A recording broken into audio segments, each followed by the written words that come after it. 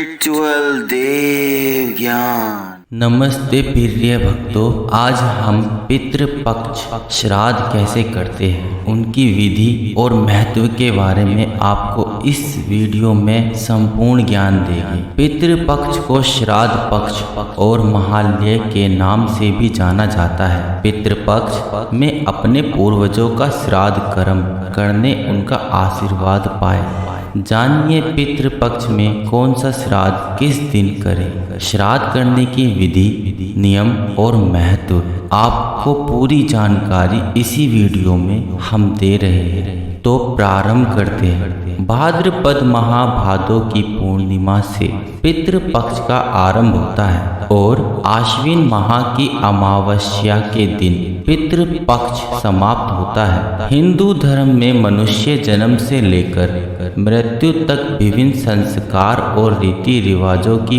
पालना करता है। मृत्यु के पश्चात जातक का अंतिम संस्कार करने के बाद प्रति वर्ष उनके परिजन उसकी मृत आत्मा की शांति हेतु उसके निमित्त श्राद्ध कर्म करते हैं। प्रत्येक माह की अमावस्या तिथि के दिन पितरों की शांति के लिए श्राद्ध किया जाता है, किंतु शास्त्रों में पितृपक्ष में श्राद्ध करने का विशेष महत्व बताया गया है। सनातन हिंदू धर्म में श्राद्ध पक्ष को बहुत महत्व दिया जाता है। श्राद्ध पक्ष की अवधि में लोग अपने पूर्वजों एवं पितरों की आत्मा की शांति और प्रसन्नता हेतु धार्मिक कर्म कांड और तर्पण आदि किया करते हैं। ऐसी मान्यता है कि इस अवधि में अपने पितरों का श्राद्ध कर्म पूर्ण श्रद्धा और प्रेम से करने से पितृ प्रसन्न होते हैं और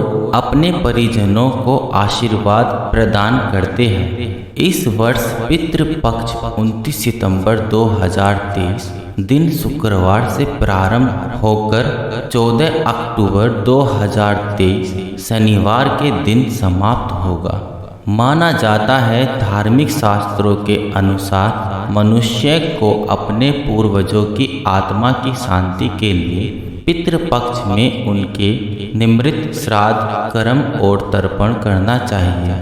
जो मनुष्य अपने पितरों की शांति और प्रसन्नता के लिए उनका श्राद्ध कर्म नहीं करते, उन्हें जीवन में बहुत कष्ट उठाने पड़ते हैं। उनके परिवार में कलह रहती है, कार्यों में विघ्न आते हैं, धन हानि होती है, अकाल मृत्यु जैसे संकटों का सामना करना पड़ता है। वहीं जो मनुष्य अपने पितरों का श्राद्ध कर्म पूरी श्रद्धा और प्रेम से करता है, उस पर पितृ प्रसन्न होते हैं। इससे उसे अपने पितरों के साथ देवताओं की कृपा भी प्राप्त होती है।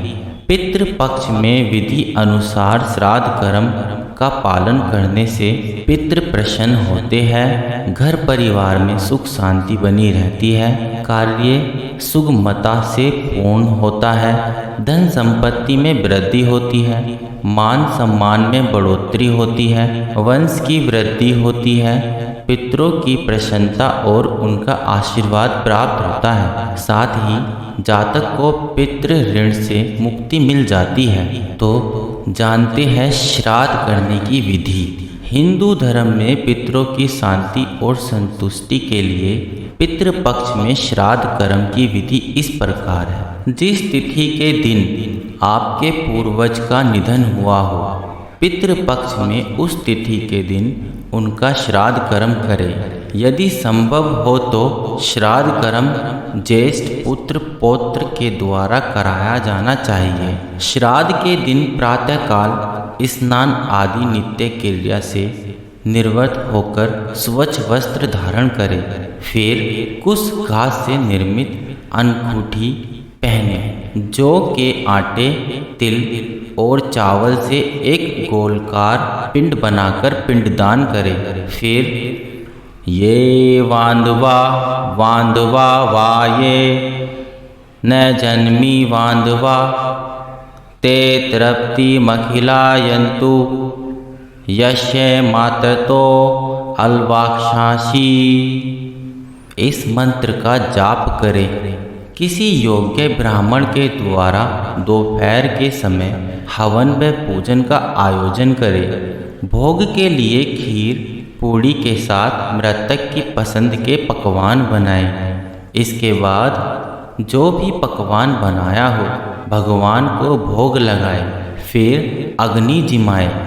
भोग लगाने के बाद उसमें से एक भाग गाय एवं एक भाग कुत्ते और एक भाग कौवे के निमृत निकालें और उन्हें यह भोजन का भाग खिलाएं। इसके बाद अपने पूर्वज जिनके निमृत आप श्राद्ध कर रहे हैं उन्हें याद करें। तत्पश्चात किसी योग्य ब्राह्मण को भोजन करवाएं और सामर्थ्य के अनुसार दक्षिणा देकर संतुष्ट करें। किसी गरीब और जरूरतमंद को अन्न धन वस्त्र आदि का दान करना उत्तम माना जाता है। पक्षियों को दाना और गाय को चारा डालें। श्राद्ध के दिन श्राद्ध करने वाले को व्रत करना चाहिए और एक ही समय भोजन करना चाहिए। संभव हो तो श्राद्ध कर्म किसी योग्य और विद्वान ब्राह्मण से ही करवाए।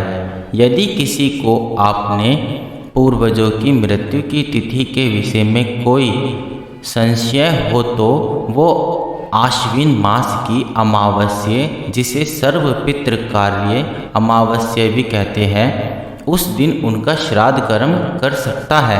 पितृपक्ष के दौरान कुछ ऐसे कार्य हैं जो आपको कभी नहीं करने चाहिए। सनातन हिंदू धर्म में पितृपक्ष के दौरान शुभ काम करना वर्जित है, जैसे नया वाहन खरीदना, नया मकान खरीदना, नई वस्तुएं खरीदनी और उनका उपयोग करना। विवाह आदि कोई शुभ काम पितृपक्ष में नहीं करना चाहिए। पितृपक्ष के दौरान मांसाहार, शराब, तंबाकू, धूम्रपान व अन्य व्यसनों आदि से दूर रहना चाहिए। संयमित आचरण करना चाहिए। श्राद्ध के दिन नाखून नहीं काटने चाहिए, साथ ही दाढ़ी और बाल भी नहीं कटवाने चाहिए। पितृपक्ष के दौरान घर के द्वार पर आने वाले किसी मनुष्य या पशु पक्षी का अनादर नहीं करना चाहिए। जो भी कोई द्वार पर आए उसे भोजन आदि से संतुष्ट करके ही विदा करे। श्राद्ध कर्म संध्या, रात्रि, बहुत सुबह या अंधेरे के समय नहीं करना चाहिए। पितृपक्ष में गायों, ब्राह्मणों, कुत्तों, चींटियों और कौओं को भोजन करवाने का बहुत महत्व बताया गया है। वैसे तो मृतक की मृत्यु की तिथि के अनुसार ही श्राद्ध कर्म किया जाता है, लेकिन कुछ विशेष प्रकार के श्राद्ध करने के लिए शास्त्रों में पितृपक्ष की कुछ तिथियां निर्धारित की है। यदि परिवार में किसी की अकाल मृत्यु हुई हो तो उनका श्राद्ध चतुर्दशी तिथि के दिन करना चाहिए। पितृपक्ष की नवमी तिथि के दिन विवाहित स्त्रियों का श्राद्ध करना चाहिए।